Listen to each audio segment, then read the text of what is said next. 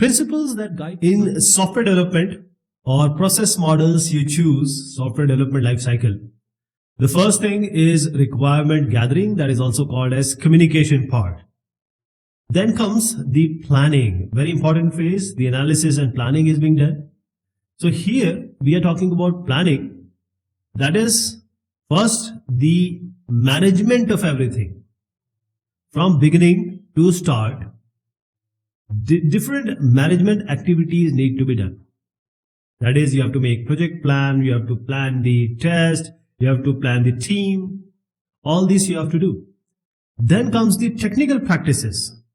That is, which software, which libraries, which environment, what testing procedures, all these. So this comes under planning.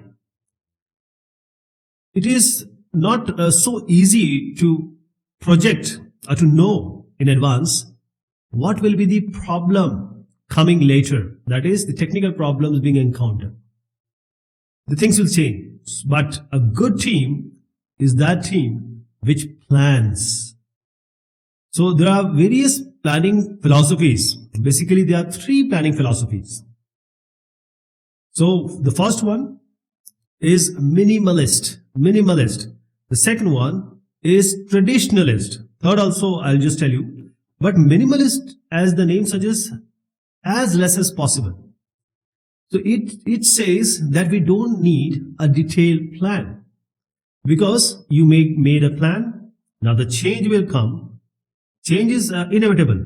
Now you have to again change the plan. So you have to spend time in changing the plan. So why to have a plan when you are changing it every time?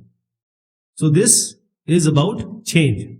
Traditionalist, or which is you can say old school thought, that in 3 months you have to do this, in 6 months you have to do this. So it gives you a roadmap. If some plan is there, the team will not be lost. They know what to do because everything has been noted. Everything has been planned. Now the third is agilists. This is also planning philosophy. This is plan just enough which is necessary and just plan quickly. Don't waste time in planning. But there are certain things which comes up.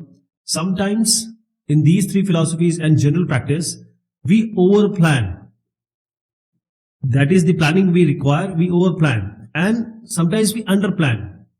Less planning is done. So there are certain principles for any kind of planning in any kind of software development lifecycle. There are certain principles need to be followed. If you are a software engineer, software planner, software analyst, software manager, then you have to understand the scope of the project. Planning is all about scope because you know the boundaries, you know from where to start, where to end. So actually scope tells you about the destination, the final destination. It involves stakeholders in the planning activity. See, planning for whom you are doing the project for the stakeholders. So the information will come from stakeholders. Because what happens in communication time, requirement gathering, we talk, but after that we minimize the talking. The stakeholder will tell you what are the priorities, what are the project constraints, what are the features and functions they want. Then comes recognize that planning is iterative. Plan once made is not fixed because as the project proceeds, there will be change. There will be changes from the environment, from the stakeholder requirement, from your internal team. So plan must be adjusted so that these changes can be accommodated. This planning is iterative and incremental because if you do an iteration, that is a complete loop circle of all the processes, then you give something as an increment, that is certain functionality. You will give it to the user. User will come back with some feedback, and this feedback, because if you are given some incremental say model or this feedback, for that also you have to change the plan. Established or estimate based on what you know. Whatever is the team understanding right now, because there are certain information which you might be having, you have to estimate what is the effort, man hours, what is the cost, dollars, what is the time, 6 months, 1 month, and all these have to be estimated, whatever understanding you have, because no one can have all the understanding in the beginning of the project. Consider risk as you define the plan. See, plan is all about contingency issues. That is, there will always be risk in all the aspect of life. There will be certain problem you will face. So if you know that this risk is highest probable, if you have done an older project, you might know that this is the impactful point. The contingency plan has to be made. It is quite necessary. So the risk may reduce, overshoot the cost also. Be realistic. Please understand, someone will be, someone will leave the job, someone will be ill. So people don't work 100% a day. And even the best of the best engineers, they make mistakes. Be realistic while planning. Adjust granularity as you define the plan. Granularity means, a little example, big stones, pebbles, small stones. So the big stone is at some granularity, the smaller at another granularity. So we are talking about level of detail. So in a project plan, how much granularity has to be there? If you say high granularity, that means even the small stones, the path is having small stone. That is small section you have planned. Even the minute task you have planned. The low granularity is now you have taken big stones. That is the broader work tasks, the broader work actions. These are being planned, not the minute one or smaller one. I'll give you an example. That if high granularity is there, if this is the project plan, this is how you will plan for each activity. In low granularity, this is the part. Define how you intend to ensure quality.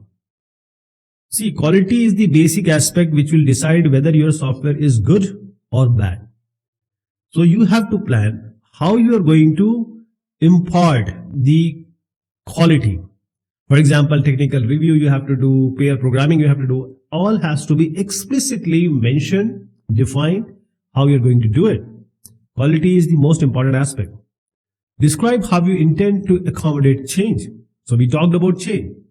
See, there are some changes which are beyond your control. They will come. So you have to plan according to that. Even if you are the best planner, there are certain things which will be coming. So you need to identify how the uncontrolled changes can be accommodated in your plan. Okay, the next one is track the plan frequently and make adjustments as required.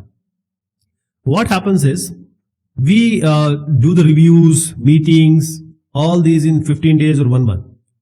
But we have to track progress, daily basis. Agility also says that. So where is the problem? For example, if I'm here, there is a problem. If I don't do it, say every day or in 15 days, so the problem started, and after 15 days we are meeting or we are tracking. The problem is 15 days are wasted. So the problem needs to be found out. The plan has to be readjusted so that this problem doesn't propagate. Because as I'm saying, if certain slippage is there, the plan also needs to be changed, adjusted. Everyone should be in a part of planning activity. Normally the management people, they plan, but here we are suggesting everyone who is capable should participate in planning activity.